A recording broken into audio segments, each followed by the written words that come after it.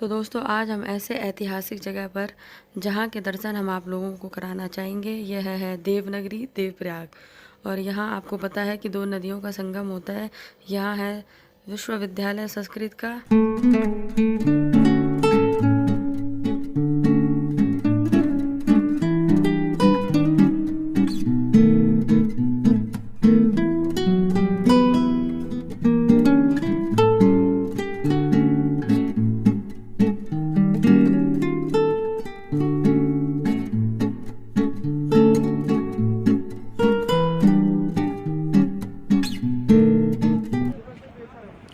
और दोस्तों ये है देवप्रयाग और ये है अलकनंदा नदी।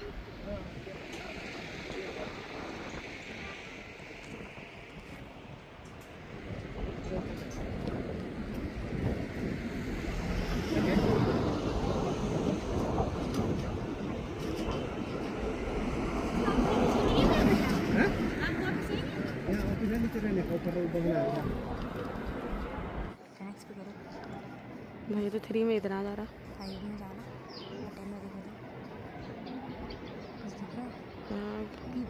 अभी तो बच्चे पढ़ रहे होंगे, आज छुट्टी का है। जिस जगह का हम आपको दर्शन कराएंगे वो जगह देवप्रयाग में स्थित है नक्षत्र वेधशाला। यह आज़ादी से पहले की उत्तर भारत की सबसे पहली वेधशाला है। तो यहाँ आपको बहुत सारी चीज़ें देखने को मिलेंगे।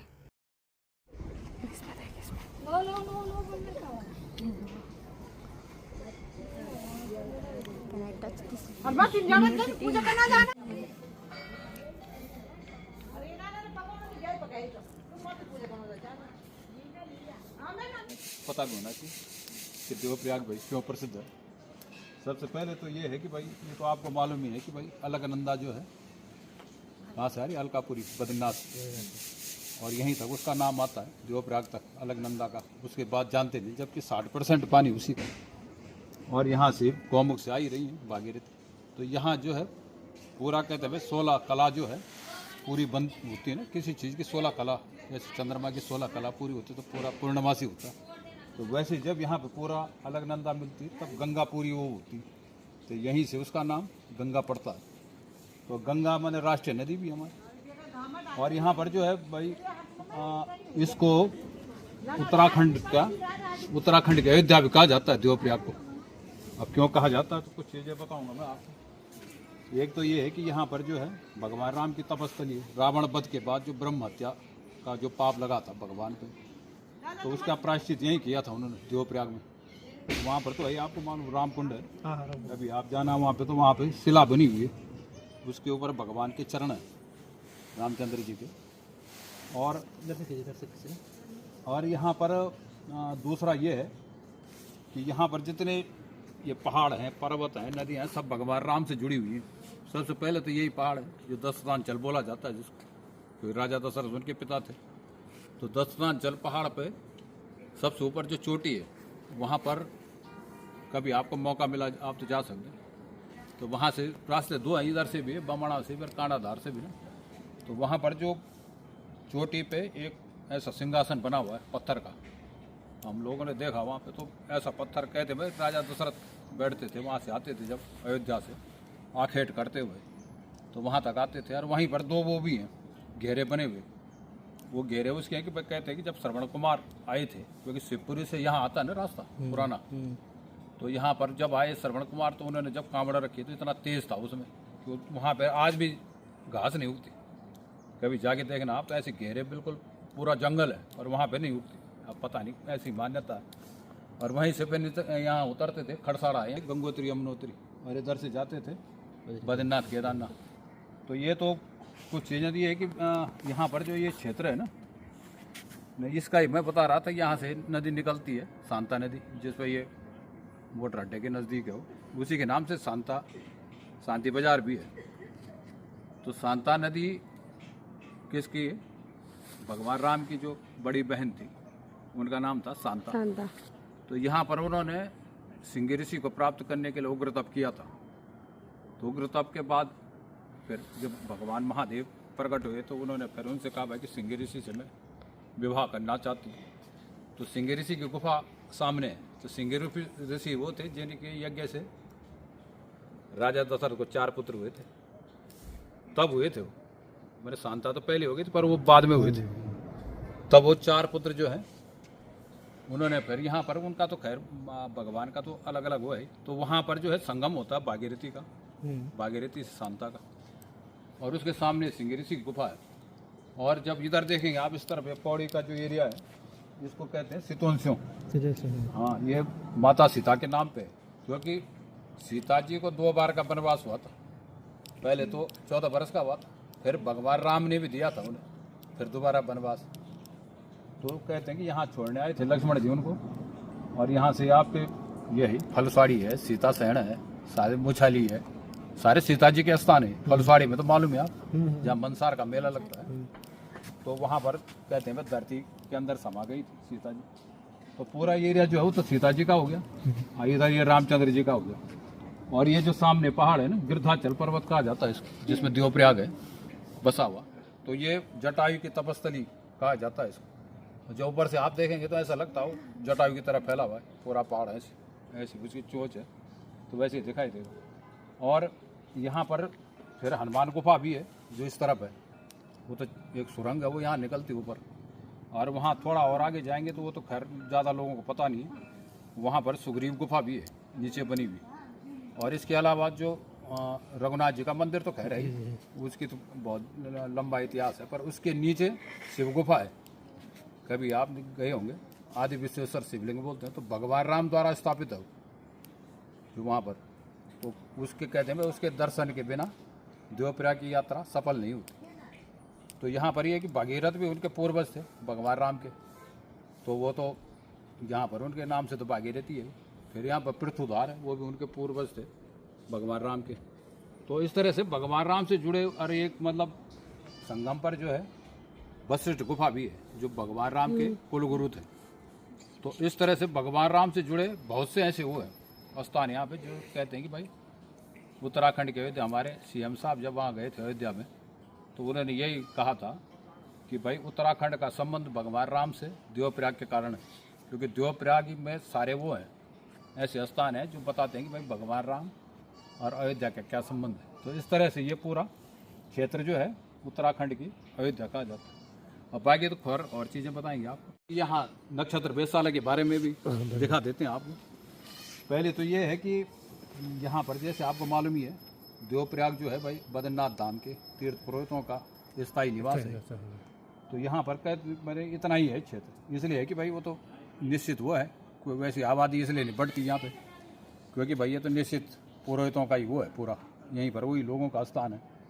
और वहाँ से जो देख रहे हैं ना पुराना बद्री केदार का मार्ग वही है। हाँ, को बता रहे थे। हाँ, वहीं से होते हुए फिर ये आपके वहाँ तक जाता ही है। कीर्तिनगर के बगल में वहाँ पर जो है ढूंढप्रयाग है, वो है, सारे जो है सभी से रास्ते। तो पहले यात्रा यहीं से चलती थी। तो भगवान राम से जुड़े नाम यहाँ पर भी बहुत मिलते हैं। यहाँ का आपके आगे भी है, जहाँ पर वो है ना जना, उसके बगल में जनासु के बगल में राम क्या बोलते हैं उसको, उसका नाम तो मैं भूल रहा हूँ, वहाँ पर भगवान राम के नाम से है। और इधर भी है ब्यास घाट के, ब्यास घाट के बगल में भी भगवान राम का वो है। तो ये सलाना का जो क्षेत्र है ना, तो भगवान राम को ही आराध्य मानता है। मैंने वहाँ के जितने लोग मनौती रखते हैं कि भगवान राम से जो कुछ मांगा जाता है यहाँ रघुनाथ जी से, उसको पूरा करते हैं। तो जब बसंत पंचमी का मेला होता है, बैसाखी का मेला होता है, तो वहाँ के लोग ही आते हैं सारा स्नान करने, देवी देवताओं को लेके, डोर थाली को लेके, सब उनका ही वो होता है। तो उन्हीं को कहते हैं भाई फलीभूत होते हो, क्योंकि भगवान राम इसी रास्ते आए थे ना, उन्हीं गाँव से होते हुए। तो वहाँ के लोगों से उनका बड़ा वो था। तो अब तो खैर धीरे धीरे थोड़ा परंपरा ख़त्म हो गई, लेकिन अभी भी लोग बहुत ज़्यादा आते ही हैं। यहाँ से 3 रात्रि का निवास भी करते हैं वो लोग यहाँ पे, पूरा अपना देवताओं का आह्वान करते हैं, उनका आदेश लेते हैं। तो इस तरह से पूरा जो है क्षेत्र ये जो है ना, बाह बाजार जो दिख रहा है सामने, तो बाह बाजार सबसे पुराना वो है उस मार्ग का। और वहाँ पर ये पुल लगा था जिसको रस्सियों से बनाया गया था ना उसको। तो पहले जो यहाँ पर जो वैसे लोग थे, जो यहाँ पर मतलब पिछड़ी जाति के लोग थे ना, तो वो पार कराते थे लोगों को वहाँ से। और तब उसी रास्ते फिर लोग इधर आते थे संगम पर, और फिर उसके बाद यात्री फिर वापस जाके फिर बद्रीनाथ की यात्रा करते थे आगे। तो ये जो चट्टी शब्द बोलते हैं ना, चट्टी, चट्टी जो होती है वहाँ पर सारी वो रहती, सुविधाएं रहती, जहाँ पे पानी रहता था। जैसे यहाँ पर ये तो धनेश्वर चट्टी यहाँ की, वहाँ उधर महादेव चट्टी सुनाई आपने, महादेव चट्टी तुम्हारे रास्ते में पड़ती। तो जहाँ जहाँ ऐसी चट्टियाँ होंगी तो वहाँ पर रुकते थे वो लोग जो थे, वहाँ पर रात में रुकते थे, खाना पीना पानी सब रहता था वहाँ पे। एक चट्टी से दूसरे चट्टी पे चलते थे वो, ऐसे पैदल। तो ये इस तरह से ये पूरी यात्रा लगभग 1-1.5 महीने में होती थी बद्रीनाथ की। अब तो खैर आधा घंटे में पहुँच जाता आदमी हेलीकॉप्टर में देहरादून से बद्रीनाथ। उस समय 1 महीना लगता था पूरा। तो ये जो देवप्रयाग के लोग थे ना, तो इनके साथ में गुमास्ता बोलते थे उनको, उनके जो आदमी होते तो वो यात्रा कराते थे पहले यहाँ से ऋषिकेश से बद्रीनाथ तक, और फिर उनको फिर वापस वहाँ तक छोड़ना। तो इसलिए इसका बहुत प्राचीन वो है ना। बाकी इस रोड का अलग इतिहास है। जिस रोड पे हम देख रहे हैं ये नरेंद्र सार कीर्ति शाह ने बनवाई थी ना बाद में, जो ये 1935 में जो ये रोड चलती है, इसका जो शिलापट है वहाँ लगा हुआ है। कभी आप कैलाश आश्रम में जाना ना ऋषिकेश में, उसके बाहर लगा हुआ है। तो ये इसको कहते हैं कि भाई बेगार ढलाई, बेगार ढलाई शब्द होता है, क्या होता है उसका अर्थ नहीं जानते लोग, कि भाई ये कुछ नहीं कर रहा, बेगार ढलाई कर रहा है, सब दिन बिता रहा है। तो उसको बेगार ढलाई इसके बोलते थे कि राजा जो था, जिसके पास कोई काम नहीं होता था, उसको इस रोड पे लगा देता था कि चल भाई कुछ काम नहीं कर रहा, रोड बना। तो तोता सिंह ने तो तोता घाटी पूरा बनाई थी। तो इस तरह से यहाँ से ऋषिकेश से और कीर्तनगर तक ये सारी रोड जो है लोगों की बनाई हुई 1935 में। ये तो इस समय इसका ऑल वेदर में चौड़ीकरण हुआ ना, लेकिन बनाई हुई लोगों की।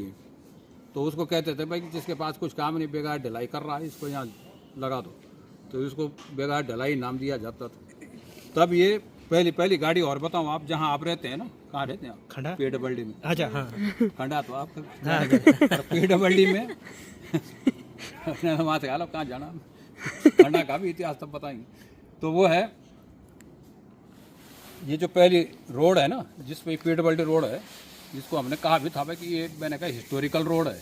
क्यों कि पहले जो गाड़ी आई थी उत्तराखंड में, यहाँ इस रोड पे आई थी, और इसको गढ़ी बोलते थे, जिसको वहाँ तो बहुत बड़ा ऐसा क्षेत्र था, वहीं पे गाड़ियाँ खड़ी होती थी पहले। तो पहली रोड जो है इस पे आई पहली गाड़ी 1935 में। यहाँ भी लिखा हुआ है वो मई, पता नहीं 18 मई को आई थी वो, 18 मई 1935 को पहली गाड़ी उत्तराखंड की यहाँ पे आई थी। तो अब आप बोल सकते हैं कि भाई हम वहाँ पे रहते हैं जहाँ पे उत्तराखंड की पहली गाड़ी पीडब्ल्यूडी के अंडर में तो अब आया नहीं। हाँ वो तो है। तो ये जब 1900 बाद में जब युद्ध हुए ना, युद्ध शुरू हुए जब चीन के साथ में, तब ये बॉर्डर रोड बनी। तो हाँ 1962 में तो बाद में गई, पहले 1960 तक वहीं तक थी, जोशीमठ तक की रोड। तो बॉर्डर रोड में तब तब्दील हुई जब वहाँ से अटैक हुए जब चाइना से, तब इसको बॉर्डर रोड ही कहा जाता है, क्योंकि बॉर्डर तक तो जाती। उसके आगे भी बद्रीनाथ से भी 67 किलोमीटर आगे तक ये रोड है। तो वहाँ फिर उसके बाद आगे जाएंगे तो उसके बाद तो चाइना ही आ जाता। तो इस तरह से बॉर्डर रोड से जुड़े हुए लोग हैं हम पूरे। तो बाकी तो खैर कुछ चीज़ें तो बहुत लंबी हैं। उत्तराखंड कभी मंदिर में जाएंगे आप तो वहाँ भी देखना, वहाँ प्रथम शताब्दी के वो हैं नाम लिखे हुए, 19 नाम। जो पहले ये था ना कि गंगा को कलयुग में मुक्तिदायिनी माना जाता है, तो उसमें जल समाधि लेते हैं लोग। उस समय भी लेते थे, अभी कई ले लेते, कुछ तो खैर वैसे ले लेते हैं। 7 बारी लड़ा मार ले बोली कोई बोलन की कोई सेल्फी में ले लो तो वो भी जल समाधि ले लेते। तो उस समय के ये था कि 19 नाम ब्राह्मी लिपि में है उसमें। कभी जाना मंदिर के पीछे तो ब्राह्मी लिपि में वो नाम है 19। तो वो कहते हैं भाई कि जिन लोगों ने जल समाधि ली थी उनके नाम है उसमें रखे गए। और उसके बगल में ही वो है पाषाण कालीन, वो है ऐसे बने हुए पितर, वो बनते थे पितरों के नाम से ऐसे खुदे हुए। देखो चट्टान देखना आप वहाँ पे। और जो ये भगवान राम की मतलब एकमात्र वो है यहाँ पे उत्तर भारत में, इतनी ऊंची मूर्ति जो है 6.5 फीट की। और यहाँ पर 108 सीढ़ियाँ हैं, हर सीढ़ी पे राम राम बोलते हुए पहुँचा जाता है वहाँ भगवान राम के मंदिर तक। जब नीचे चढ़ते हैं ना तो 108 सीढ़ियाँ बनी हुई हैं। और जो गेट है वो गेट बना है गोरखा शासन में। जब प्रधानमंत्री आए थे यहाँ नेपाल के, तो हमने उनसे कहा कि भाई ये जिसको मैंने कहा ढोका बोलते हैं, उन्होंने कहा हाँ भाई, नेपाली में ढोका ही बोला जाता है जो प्रवेश मुख्य द्वार होता है। पर उन्होंने हमें एक चीज़ और दिखाई, उन्होंने कहा भाई कि इसके ऊपर जो बना हुआ है ये ड्रैगन, उसका चिन्ह देखना आप, जो नेपाल का चिन्ह है उसके ऊपर बना हुआ है, इसमें मुख्य तो नीचे से ही दिखाई देता है, तो ड्रैगन का चिन्ह बना हुआ उसके अंदर। तो उन्होंने कहा बिल्कुल ये हमारा ही बनाया हुआ नेपाल का। और यहाँ पर करीबन 7 राजाओं के शिलालेख हैं, इसमें शिलालेख हैं, वो ताम्रपत्र के वो हैं इसमें। हाँ, सबसे ज़्यादा जो है वो इसी में। गढ़वाली का पहला जो वो है वो भी इसी में, पहला शिलालेख भी इसी मंदिर के अंदर है, 15वीं शताब्दी का।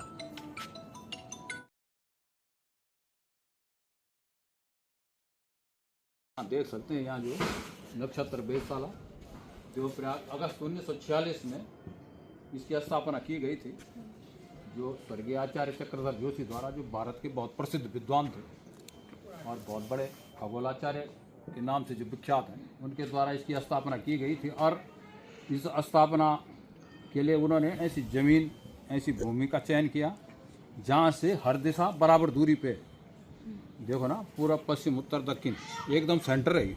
वो इसलिए की गई कि यहाँ से जो है आकाश जो है पूरा दिखाई दे, क्योंकि जब ऑब्जर्वेटरी बनती है, कोई वेधशाला बनती है, तो वहाँ से आकाश पूरा दिखना चाहिए। नहीं तो क्या किया, तो चोटी पे जाओ और पहाड़ जो है, अगर वैसे चलेंगे आप तो एक तरफ पहाड़ी लगा रहता है, पर यहाँ पर आप देखोगे तो कोई पहाड़ नहीं है, चारों तरफ बिल्कुल खुला है। तो ये जगह बड़े उससे सेलेक्ट की गई। फिर इसका जोग्राफिकल पूरा वो किया गया, अक्षांश रेखांश जैसे होता है, तो वो आपको उधर दिखाएंगे। तो इस तरह से यहाँ पूरा इस तरह से पूरा बगीचा लगाया गया है। और इसमें देखोगे आप तो इसमें गोल्ड फिश भी डाली गई है नीचे, हाँ गोल्ड फिश है उसमें। और यहाँ पर देखो आप क्रिसमस ट्री भी लगाए गए हैं ऊपर जो है, पूरे इस तरह से पूरा बगीचा भी मेरे प्राकृतिक ढंग से भी इसको इस तरह से उन्होंने पूरा वो किया। और ये दिख रहा है ना, ये पर्वत जो है तो पूरा दिखाई देता है यहाँ से। और इधर एक गांव है, कानाधार है, कोटी है, इधर आप कोटी कहाँ हुआ? कोटी ये सामने है, कोटियार लोगों का। हाँ। वो जो पीछे कोटियार लोग रहते हैं ना। हाँ, वो तो आप ऊपर उससे देख सकते हैं, वहाँ से सब जगह दिखाई देती है। इधर चंद्रबदनी हो गया, चंद्रबदनी टीरी का क्षेत्र हो गया। इधर पीछे जाना नागरजा हो गया, इधर कौड़ी हो गया सामने, यहाँ से दिखाई दे रहा है सामने उसका घुड़दौड़ी का टावर भी होगा। हाँ, तो यहाँ पर जो है पूरा ज्योग्राफिकल पूरा पूरा डिटेल है।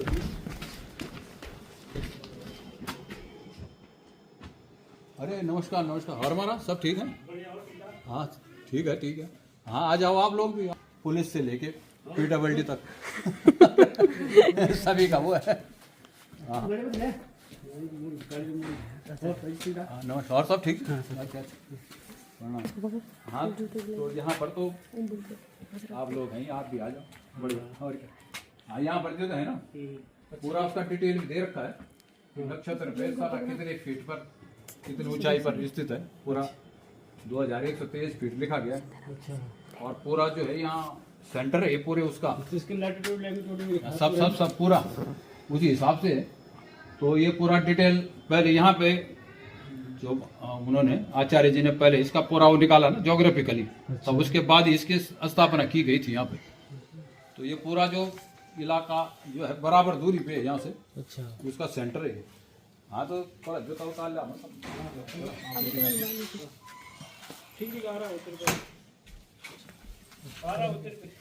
और हम इसे जूता उतारते और हम डालते हैं और आप लोग देख सकते हो कैसे नज़ारे आप जा रहे हैं आप बैठा करते थे। अच्छा।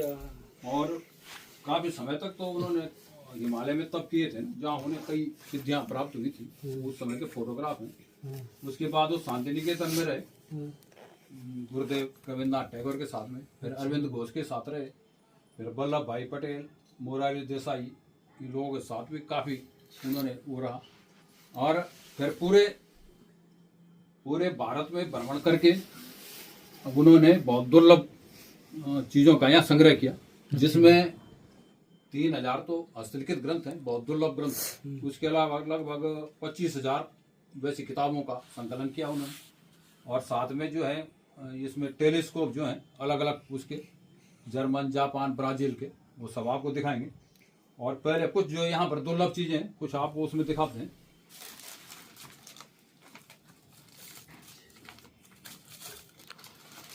हाँ, यहाँ से देखो आप।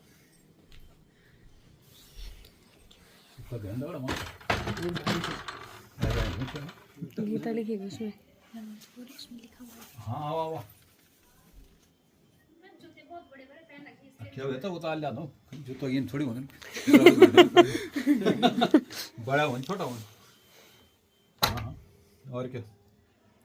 और यहाँ पे आप देखो साहब, ये हमारे उत्तराखंड के मतलब विशेष वो है, 400 साल पुरानी गीता है ये।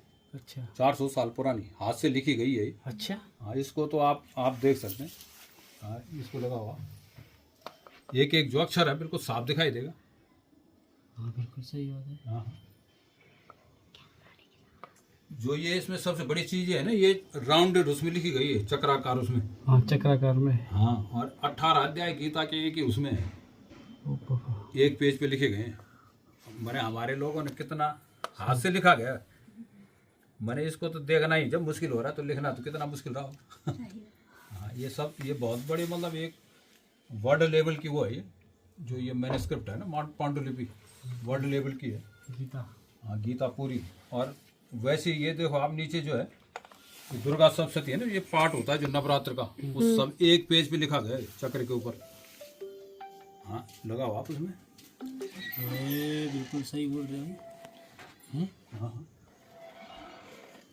दिख रहा है आपको? दिख रहा है। कब गए भाई? इसमें तो नहीं आएगा ना? ना उस पे नहीं, इस पे इससे लो। नहीं आएगा इससे। कोई बात नहीं, आ जाएगा। इसमें फिर उल्टा आएगा ना, क्योंकि कैमरे के उससे।